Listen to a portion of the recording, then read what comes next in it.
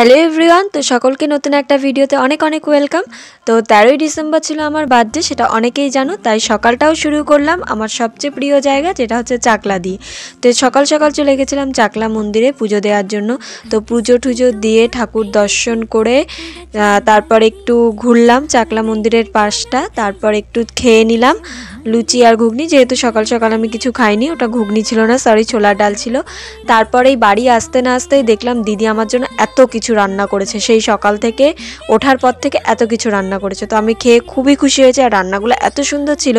আর তারপর বিকাল হতে না হতেই বাড়ি আসতে না আসতে দেখি আমার সমস্ত হীরের টুকরো মানুষগুলো চলে এসেছে আমার বাড়িতে একটা কেক নিয়ে। তো আমি ভীষণই খুশি হয়েছি। আর তারপর দেখো কি হয়।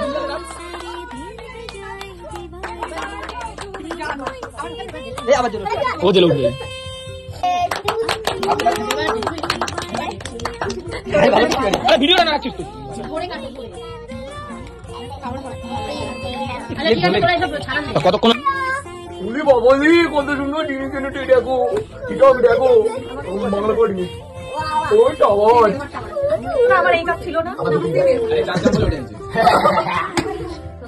ঠিক আছে। তো এই মানুষগুলো আমার কাছে খুবই স্পেশাল। তো আমি আরও একটা কেক কেটেছিলাম, যে ভিডিওটা আমার কাছে নেই।